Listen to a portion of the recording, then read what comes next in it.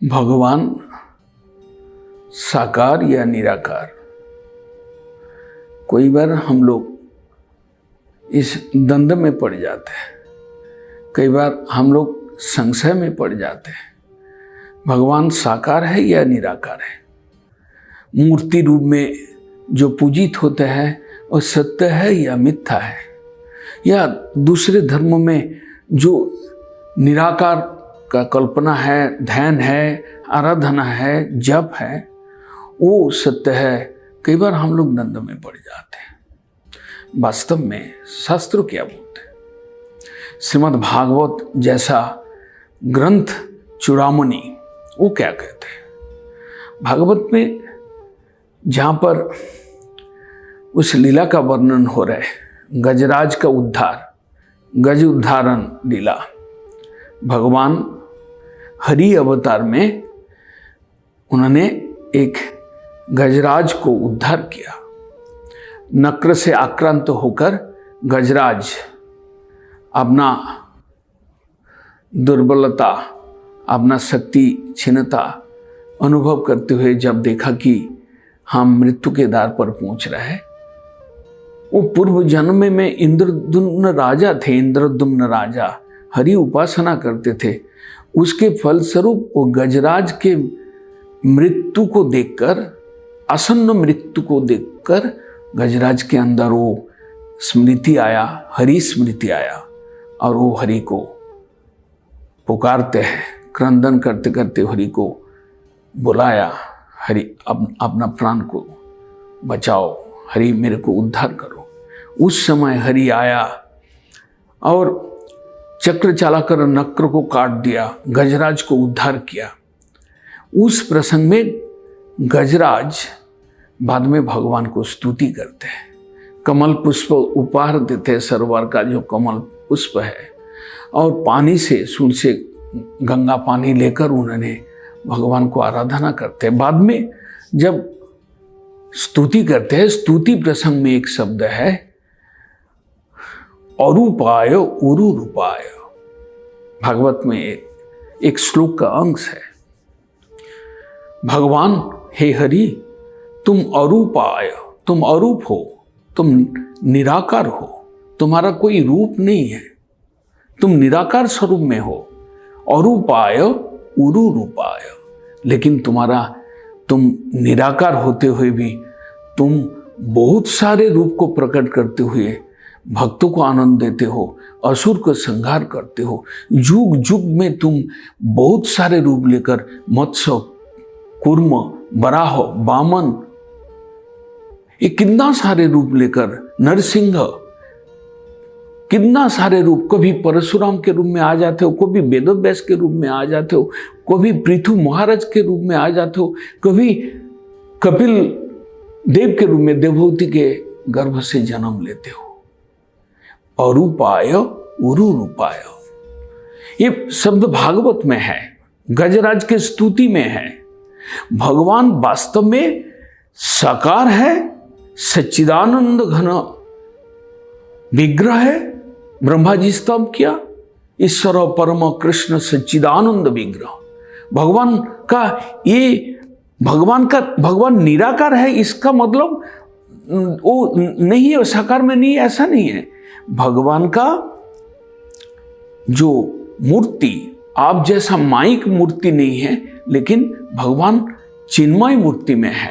आप सोचते हैं कि भगवान साकार नहीं है, लेकिन वास्तव में ये धारणा आपके अंदर भूल है।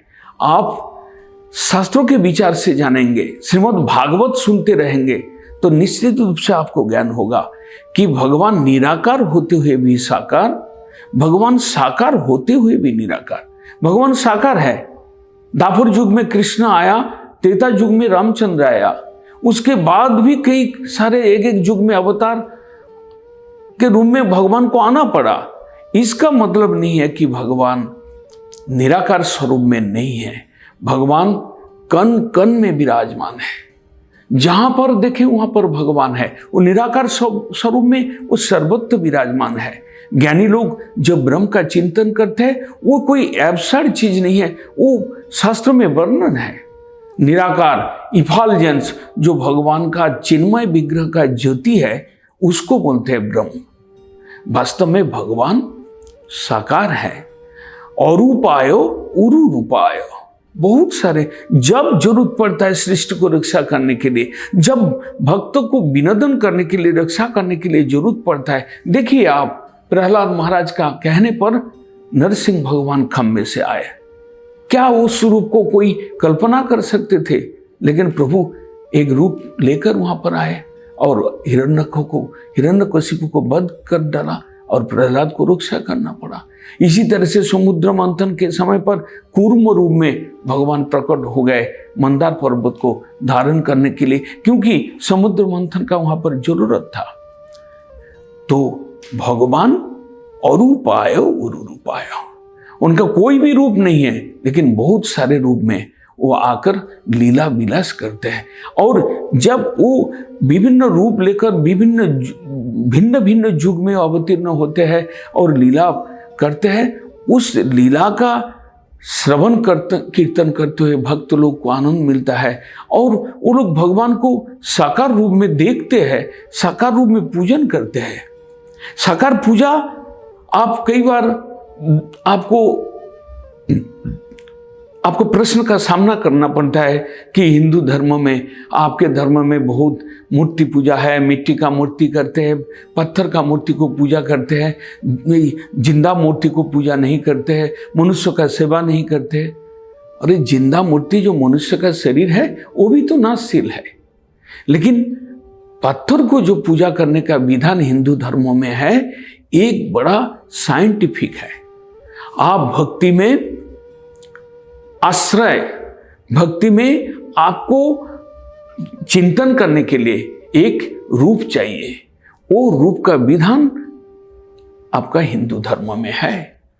आप श्रीमद् भागवत में जाइए, श्रीमद् भागवत क्या कहते हैं कि आप मूर्ति बना सकते हैं, भगवान का मूर्ति, भगवान का लीला में भगवान जो अवतीर्ण हुए उस रूप का मूर्ति बनाकर आप पूजा करते करते चिन्मय भूमिका को प्राप्त करके अब वहां तक पहुंच सकते हैं। ये हमारा धर्म में ऐसा विधान है। और भागवत में वर्णन है कि 8 प्रकार से आप मूर्ति बना सकते हैं। लोही, दारूमयी, ये सब 8 प्रकार का मूर्ति बनाने का विधान दिया है। आप लोहा से, किसी धातु से, मिट्टी से, आप लेख से आप मूर्ति बनाकर उसका रूप को, भगवत रूप को आप चिंतन कर सकते हैं। चिंतन करते करते आप चिन्मय भूमिका को प्राप्त करके, हम लोग इस संसार में भौतिक दृष्टि लेकर घूम रहे हैं। भौतिक दृष्टि नितांत मिथ्या है, असत्य है, और उसी कारण हम क्लेश भोग करते हैं। भगवत मूर्ति का चिंतन, सच्चिदानंद घन मूर्ति को चिंतन करते करते आप आनंद लोक में जा सकते हैं। ये हिंदू धर्म में ऐसा विधान है। इसलिए आप साकार और निराकार चक्कर में मत पड़े। भगवान साकार होते हुए भी निराकार, भगवान निराकार होते हुए भी साकार।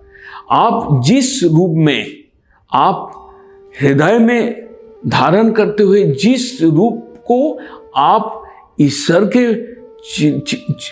रूप को जिस रूप में आप चिंतन करेंगे, भगवान उसी रूप में आपके पास आ सकता है, आपके चिंतन में आ सकता है। आप उस रूप में भगवान को दर्शन कर सकता है। ऐसा दृष्टांत देखिए शास्त्र में कितना, कि एक छोटा बच्चा ध्रुव, 5 वर्ष के बालक, उसने माता उनको बोल दिया, उनको धारणा नहीं था, लेकिन वो उनका विमाता बोल दिया था कि पद्म पलाश लोचन हरि। उनका आंख एकदम कमल पुष्प का जो दल है वो जैसा, ऐसा सुंदर उनका आंख है। तो चिंतन किया जंगल में जाकर और भगवान को आना पड़ा। ये है भगवान। आप भगवान को किसी भी रूप में आप चिंतन कर सकते हैं और चिंतन ध्यान से मग्न होकर आप ठीक ठीक उपाय अवलंबन करते हुए आप पूजन करेंगे। निश्चित रूप से आपको भगवान प्राप्ति होगी। तो इसलिए मूर्ति पूजा का खंडन जो है ये झूठ है, मिथ्या है। मूर्ति पूजा का विधान शास्त्र में है। हरे कृष्ण।